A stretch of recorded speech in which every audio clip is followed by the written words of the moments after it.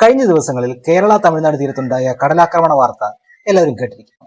കള്ളക്കടൽ എന്നാണ് ഇതിന് കടലുമായി ബന്ധപ്പെട്ടവർ പറയുന്ന നാടൻ ഭാഷ.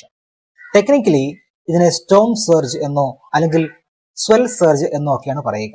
വേനൽക്കാലത്ത് ചിലപ്പോൾ മൺസൂണിന് മുമ്പ് ഭൂമധ്യരേഖാ പ്രദേശത്തോ അതല്ലെങ്കിൽ വിശാലമായ കടൽ തീരമുള്ള സ്ഥലങ്ങളിലോ ഒക്കെയാണ് സാധാരണഗതിയിൽ ഇതുണ്ടാകുക. ഉൾക്കടലിൽ വിദൂരമായ പ്രദേശങ്ങളിൽ ഉണ്ടാകുന്ന ചുഴലിക്കാറ്റോ അല്ലെങ്കിൽ കൊടുങ്കാറ്റോ ഒക്കെയാണ് ഇതുണ്ടാവാൻ കാരണം. എന്താണ് ഈ കള്ളക്കടൽ അല്ലെങ്കിൽ സ്വെൽ സർജ് എന്നും എങ്ങനെ ഇത് ഉണ്ടാകുന്നു എന്ന് നമുക്ക് നോക്കാം. നമസ്കാരം, ചെറുതല്ലാകാരന്റെ പുതിയ വീഡിയോയിലേക്ക് എല്ലാവർക്കും സ്വാഗതം. ആദ്യമായി കടലിൽ തിരമാല എങ്ങനെ ഉണ്ടാകുന്നു എന്ന് നോക്കാം. പ്രധാനമായും 3 രീതിയിൽ തിരമാലകൾ ഉണ്ടാകും. 1, കാറ്റിന്റെ ശക്തി കൊണ്ട്. 2, വേലിയേറ്റം കൊണ്ട്. 3, സുനാമി കാരണം. ഏറ്റവും സാധാരണം കാറ്റ് മൂലമുണ്ടാകുന്ന തിരമാലയാണ്. കാറ്റിൽ നിന്നും ജലത്തിന്റെ ഉപരിതലത്തിൽ കിട്ടുന്ന ഊർജ്ജമാണ് തിരമാലയായി മാറുന്നത്. കടലിന്റെ ഉപരിതലത്തിൽ എത്രമാത്രം വിസ്തൃതിയിൽ കാറ്റടിക്കുന്നോ അത്രമാത്രം വലിയ അളവിൽ ഊർജ്ജം കടലിലെത്തുന്നു. തടസ്സമില്ലാതെ കാറ്റേൽക്കുന്ന ജലഭാഗത്തെ ഫെച്ച് എന്നാണ് പറയുന്നത്. ഫെച്ച് എത്രമാത്രം വിസ്തൃതമാകുന്നോ അത്രയും ഊർജവും അതനുസരിച്ച് തിരക്ക് ശക്തിയും കൂടും എന്ന് മനസ്സിലാക്കാം. ഇതുകൂടാതെ കാറ്റിന്റെ വേഗതയും ഒരു കാരണമാണ്. കാറ്റ് ജലത്തിൽ ഏൽപ്പിക്കുന്ന മർദ്ദം കൊണ്ട് ഒരു ഭാഗം ജലം ഉയരുന്നു. ഇങ്ങനെ ഉയർന്നു പോകുന്ന ജലത്തെ ഗ്രാവിറ്റി താഴേക്ക് വലിക്കുകയും ചെയ്യും. എന്നാൽ കാറ്റിൽ നിന്ന് കിട്ടുന്ന ഗതികോർജം, അതായത് കൈനറ്റിക് എനർജി കാരണം ആ ഭാഗത്തെ ജലം ഒരു സൈക്ലിക് ചലനത്തിന് വിധേയമാവും. ഇത് ജലത്തിന്റെ ഉപരിതലത്തിൽ ഉയർച്ച താഴ്ചകൾ ഉണ്ടാക്കി തിര പോലെ കാണപ്പെടും. നിരന്തരം ഉണ്ടാകുന്ന ഈ പ്രവർത്തനം മൂലം വെള്ളത്തിൽ എത്തുന്ന ഊർജം ജലത്തിന്റെ ഉപരിതലത്തിൽ കൂടി ദൂരേക്ക് ട്രാൻസ്ഫർ ചെയ്യപ്പെടും. ഇതിൽ കൗതുകം എന്താണെന്നാൽ എനർജി മാത്രമേ ഇത്തരത്തിൽ തിരമാലകളിലൂടെ ട്രാൻസ്ഫർ ചെയ്യുന്നുള്ളൂ, ജലം ഒഴുകി മാറുന്നില്ല. മറ്റു തടസ്സങ്ങളൊന്നുമില്ലെങ്കിൽ ഇങ്ങനെ ഉണ്ടാകുന്ന തിരകൾക്ക് കടലിലൂടെ ഭൂമിയുടെ പകുതിയോളം ദൂരം സഞ്ചരിക്കാനാവും. തിരമാലയുടെ ഘടന കൂടി നമുക്ക് നോക്കാം. തിരയ്ക്ക് ഒരു ഉയർന്ന ഭാഗവും ഒരു താഴ്ന്ന ഭാഗവും ഉണ്ട്. ഉയർന്ന ഭാഗം ക്രസ്റ്റ് എന്നും താഴ്ന്ന ഭാഗം ട്രഫ് എന്നും അറിയപ്പെടുന്നു. 2 ക്രസ്റ്റുകൾ തമ്മിലുള്ള ദൂരത്തെ വേവ് ലെങ്ത് എന്ന് പറയും. ട്രഫിൽ നിന്ന് ക്രസ്റ്റിലേക്കുള്ള ഉയരം വേവ് ഹൈറ്റ് എന്നും അറിയപ്പെടുന്നു. നമ്മൾ കടലിൽ കാണുന്ന തിരയുടെ ഉയർന്ന ഭാഗത്തിന്, അതായത് ക്രസ്റ്റിന് താഴെ നേരത്തെ പറഞ്ഞ സൈക്ലിക് ചലനം ഉണ്ടെന്ന് പ്രത്യേകം ഓർക്കണം. ഇങ്ങനെ കടലിലൂടെ സഞ്ചരിക്കുന്ന തിരകൾ ഏതെങ്കിലും കരയോടടുക്കുമ്പോൾ തീരത്തോട് ചേർന്ന് ചിന്നിച്ചിതറാണ് പതിവ്. ഇതിനെ വേവ് ബ്രേക്ക് എന്ന് പറയുന്നു. കാരണം തീരത്തോടടുക്കുമ്പോൾ കടലിന് ആഴം കുറയുമല്ലോ.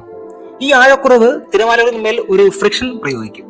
ഇതോടെ ചലനവേഗം കുറഞ്ഞ് വീണ്ടും മുന്നോട്ട് പോകാനാവാതെ തിരകൾ തീരത്ത് തല്ലി തകർന്നു പോകും.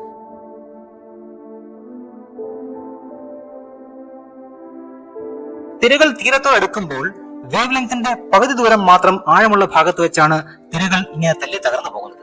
ഇതാണ് കടൽ തീരത്ത് നിൽക്കുമ്പോൾ നാം കാണുന്ന തിരമാലകൾ. കടലിൽ ഉണ്ടാകുന്ന വേലിയേറ്റം, വേലിയിറക്കം എന്നെല്ലാം കേട്ടിരിക്കുമല്ലോ. സൂര്യന്റെയും ചന്ദ്രന്റെയും ഗുരുത്വബലവും ഭൂമിയുടെ ഭ്രമണവും കാരണം ഉണ്ടാകുന്നതാണിവ. സാധാരണ കടൽ നിരപ്പിനേക്കാൾ ഉയർന്ന അളവിൽ കടൽ ജലം കരയിലേക്ക് വരുന്നത് വേലിയേറ്റമെന്നും നോർമൽ കടൽ നിരപ്പിൽ നിന്നും താഴ്ന്ന നിരപ്പിലേക്ക് കടൽ ജലം താഴുന്നതിനെ വേലിയിറക്കം എന്നും പറയുന്നു.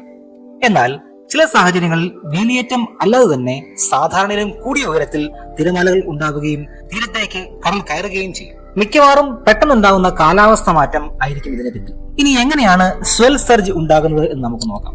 പോസിറ്റീവ് സ്വെൽ സർജ് അല്ലെങ്കിൽ സ്റ്റോം സർജ് ന്യൂനമർദ്ദവുമായി ബന്ധപ്പെട്ടിരിക്കുന്നു. വേലിയേറ്റത്തിൽ സംഭവിക്കുന്നതിലും വലിയ ഉയരത്തിൽ കടൽ കരയിലേക്ക് വരികയും പ്രളയം ഉണ്ടാവുകയും ചെയ്യും. സമുദ്രത്തിൽ ഉണ്ടാകുന്ന ചുഴലിക്കാറ്റും ന്യൂനമർദ്ദവും സ്വെൽ സർജ് ഉണ്ടാക്കുന്നതിൽ കുപ്രസിദ്ധരാണ്. കടൽ ജലത്തെ തീരത്തേക്ക് അതിശക്തമായി തള്ളാൻ ഇത്തരം ശക്തമായ കാറ്റുകൾക്ക് കഴിയും. ഇതിനെ പോസിറ്റീവ് സ്വെൽ സർജ് എന്നാണ് പറയുക. സാധാരണയിലും താഴ്ന്ന വേലിയിറക്കം ഉണ്ടാകാനും ഇത് കാരണമാവാറുണ്ട്. ഇതിനെ നെഗറ്റീവ് സ്റ്റോം സർജ് അല്ലെങ്കിൽ നെഗറ്റീവ് സ്വെൽ സർജ് എന്നും പറയുന്നു. കാറ്റിന്റെ ദിശ തീരത്തിന് എതിരാകുമ്പോൾ സാധാരണയിലും താഴ്ന്ന അളവിൽ വേലിയിറക്കം ഉണ്ടാകും. പ്രളയം ഉണ്ടാകാത്തത് കൊണ്ട് തന്നെ ഇത് താരതമ്യേന അപകടം കുറവാണെങ്കിലും ബോട്ടുകൾക്ക് കേടുപാടുകൾ വരുത്താൻ സാധ്യതയുണ്ട്. ആഴം കുറഞ്ഞ അഴിമുഖങ്ങളിലൂടെയുള്ള കപ്പൽ ഗതാഗതവും ഇതുമൂലം തടസ്സപ്പെട്ടേക്കാം. ന്യൂനമർദ്ദ ചുഴിയുടെ മധ്യഭാഗത്തെ പ്രത്യേകത കൊണ്ടും സ്വെൽ സർജ് സമാനമായ പ്രതിഭാസം ഉണ്ടായേക്കാം. കടലിന്റെ ഉപരിതലത്തിൽ വായുമർദ്ദം 1013 ഹെക്ടാ പാസ്കൽ ആണ്. ഇതിൽ ഓരോ ഹെക്ടാ പാസ്കൽ മർദ്ദം കുറയുമ്പോഴും 1 സെന്റിമീറ്റർ എന്ന കണക്കിൽ ജലം മുകളിലേക്ക് വലിക്കപ്പെടും. 930 എന്ന അളവിൽ താഴ്ന്ന ന്യൂനമർദ്ദം ഉണ്ടാകുമ്പോൾ 50 സെന്റിമീറ്റർ ജലം മുകളിലേക്ക് ഉയർത്തപ്പെടാം. ഇതിനെ ഇൻവേഴ്സ് ബാരോമീറ്റർ എഫക്ട് എന്നാണ് പറയുന്നത്. സ്ട്രോ ഉപയോഗിച്ച് വെള്ളം കുടിക്കുന്നത് പോലെയാണിത് എന്ന് നമുക്ക് പറയാം. എങ്ങനെയാണ് സ്വെൽ സർജ് അല്ലെങ്കിൽ സ്റ്റോം സർജ് ഉണ്ടാകുന്നത് എന്ന് നോക്കാം. കടൽ ജലത്തിന്റെ ഉപരിതലത്തിൽ വീശുന്ന കാറ്റ് ജലത്തിൽ ഒരു ഫ്രിക്ഷണൽ ബലം പ്രയോഗിക്കും. വെള്ളത്തിനെ കാറ്റിന്റെ ദിശയിൽ തള്ളുകയും ചെയ്യും. ഇതിനെ എക്മാൻ ട്രാൻസ്പോർട്ട് എന്നാണ് പറയുക.